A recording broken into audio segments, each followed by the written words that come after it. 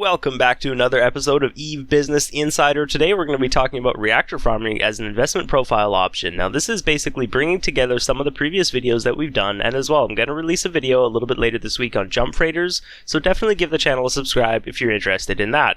Now as well, you're going to have to go ahead and click on the little bell icon beside the subscribe button in order to get notifications and actually see my videos, so make sure that you do that. Jumping right in, reactor farming does have some setup involved. There are a few clicks to set up Starbases, as you saw in previous tutorials, but it is a high profit, high revenue investment type that involves a little bit of risk, so I think it's manageable, and the linear scaling is something that I'm interested in for this type of investment. That's going to allow you to pick the scale at which you go in. Now what we're going to be actually doing here today is changing moon materials into intermediate materials via a process called reactions. Now these will be used as part of T2 production, and it guarantees the stability of our market. These are high demand items that will always be around and always be in the game. Now as far as initial investment, it is going to depend on how big of a scale you want to deploy on. Now you're looking at about 500 mil per pause kit, 1 to 5 bill in reactable materials that we'll get into in a minute, and you can run as many as 20 of these Starbases per farm, although I would suggest sticking with more like 3 or 4 to maximize that ratio of work input for a single player. Of course, if you have a team, you can go a bit bigger. It's up to you.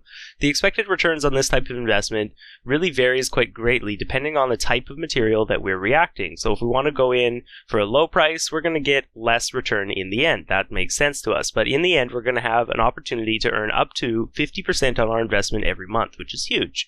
As far as character and other requirements, there are a few. You're going to need a player corporation and the appropriate roles. You will need a hauler to anchor the Starbase, and of course you're going to have things like the anchoring skill. Now for best results, you do want to use a deep space transport in combination with something like a jump freighter to make this a little bit easier. As with other investments, we're going to look at the variables and synergies as well, which include things like market fluctuations and ganks. And of course, if you do have a wormhole or you're interested in wormhole as an alternative ISK-making opportunity, then this is absolute synergy. So for location selection, I have gone with a wormhole on this one. Now most people would probably go for a low-sec, which would be just fine as well. Whichever one you pick is okay. Low-sec is going to be a little bit easier to maintain. This isn't possible in 0.4 systems. You're going to have to stick to 0.3 and below, and of course you're going to be subject to local politics and PvP.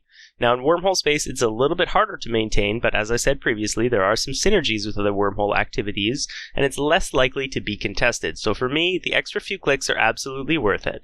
Now, something that we're going to get into next is the selection of your wormhole, but I've actually picked this one from my regular scan passes. Now, if you didn't want to do that, if you wanted to go with low-sec, what you would do is use a map like DOTLAN, and what you're going to do here is basically search, around market hubs, and you're going to find systems that are nearby within jump range, specifically of a jump freighter, and I'll show you how to do that. You're going to right-click, for example, on Cheetah.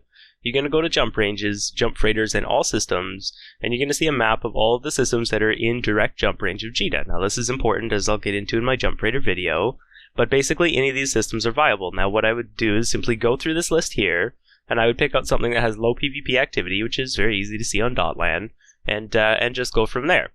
Now, if you didn't want to do that, if you did want to go with a wormhole, one of the things that you could do is go ahead and buy a wormhole from a reputable or not reputable wormhole seller. This is a website that I'll put a link in the description for that allows you to filter through public sales lists for wormholes that are specifically uninhabited. So that's going to allow you to jump in and set up your Starbase network right away. Now, of course, you will be on your own to then go and contact the seller, but sites like this I think are a great resource for people that don't want to have to manually go ahead and scan out their wormholes.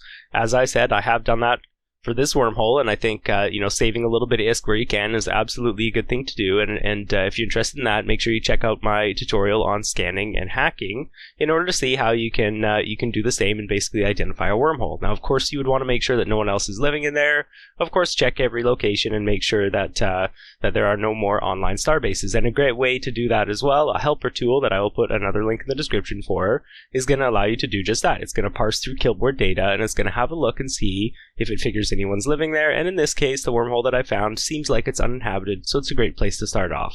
So I'm going to show you the setup for basically one control tower, and then you can multiply that by however many you want. Now for starters, I'm going to load up a jump freighter in a Mar with a deep space transport kit that includes all the fittings, and as well, I'm going to take with me one control tower setup that includes hardeners, some guns and ammo, a month worth of fuel, and a full load of strontium bay. Now, of course, I'll include a link in the description for the exact requirements and the exact loadout for this pause, as promised in previous videos. I'll do that for all Starbases. So the process of jumping is pretty easy. I'm just going to undock the jump freighter, and I'm going to go ahead and jump out to a system that's right next door to where my wormhole entrance is. Now, this is the last border system for HiSec, which is going to allow me to basically dock, dump out this material, and then I'm going to make a second trip, starting with going back to Amara. You'll see I'm just going to refit the jump freighter quickly here for some inertia.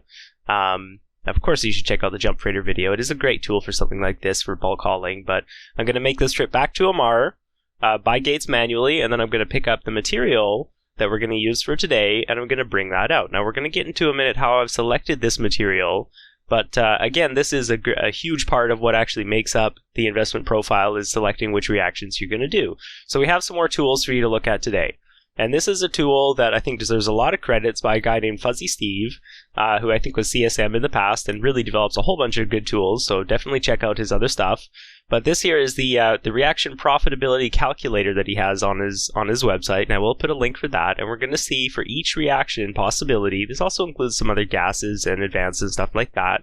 But it's going to show us what we're going to need for 1 month of material, and it's going to show us what the profit is on that month of reactions, and that's a really important tool. So I've picked out 2 different reactions, and I do suggest that you go with a bit of diversity in your reactions, because that's going to help you out at the point of sale. So there's the 2 that I've got. I'm going to load up the jump freighter, jump it on out as well, and then I'm just going to assemble my DST, and I'm going to go ahead into the wormhole and start to set up my pause. Now, of course, I've already shown you through previous videos how a pause is actually set up, so we can basically go ahead and skip through most of this section. Now, with the pause arrays mostly anchored and set up, what I'm going to do is go ahead and label each side of this reaction. I've got 2 reactions going on a large starbase, A and B, and I'm going to label, of course, the reactors as A and B reactor. I'm going to label the input silos as A and B input 1 and 2, and I'm going to label the output silo as well as A and B, and that's going to really clean things up in the interface when I go to configure this reaction, as you'll see here.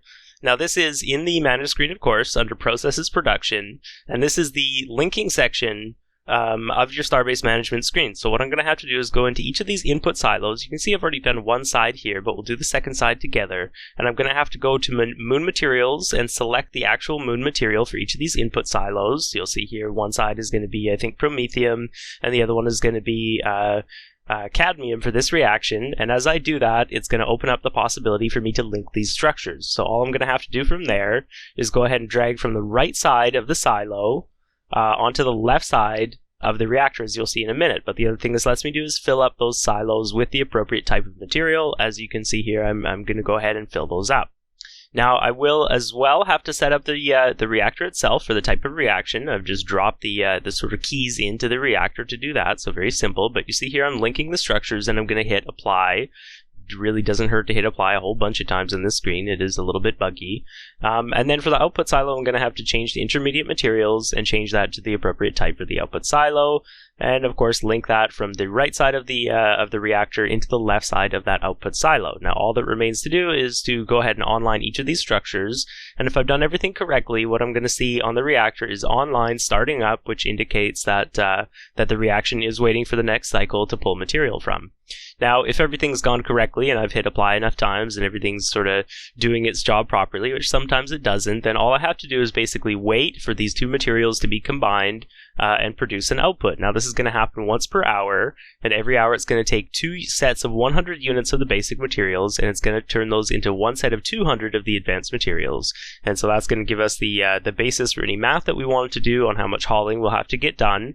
But as you can see here, I have correctly linked them, and that's basically it. So from here, I'm just going to go ahead and online the rest of these modules that make up the POS's defensive capability, and of course make sure that everything is ready to go in the event of an attack. So basically from here, guys, it's just a process of watching your Starbase and waiting for the right time to empty these silos and refill the inputs. Now, all you're going to have to do for that is go through each one of them. I'm going to open each one up here of the inputs with a shift click, and then I'm going to go through each one and basically turn it offline.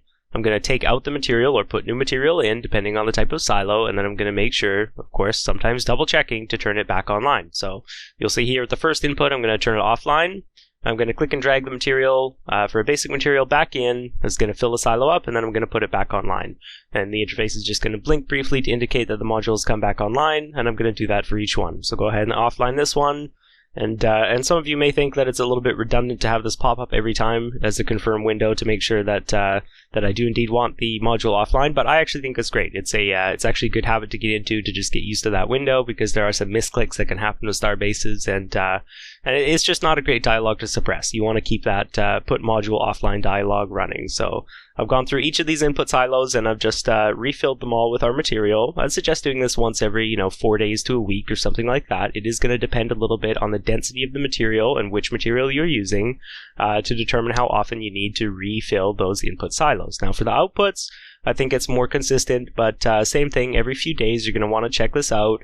You're going to want to dump out your silo contents into a control tower, corporate hangar array, or your own ship or whatever, and just make sure that you're not building up too much value in this Starbase. Now from here, basically, it's your choice. If you want to stockpile like quite a few days or even multiple weeks in your Starbase first, you totally can. You can stockpile. You can see here I've only got about 650 mil, making up 25,000 M3. I could store this up for probably quite a few weeks and then do a large jump freighter trip out with it. Basically using the DST to transition the wormhole, dock up in a low-sec station, and then use the jump freighter to come pick it up. Now, the other option is just that you make some shorter trips, and you absolutely can do that as well, and just head to your first wormhole using the DST and the cloak warp trick. You're going to be nice and safe in low-sec, and you can just take it out to Empire that way. Completely up to you. That is going to be it for this episode, my dudes. Make sure you like, comment, and subscribe to the channel. Check out that notification button. Hit the bell that makes sure that you get access to my videos on day one. And we'll see you on next episode.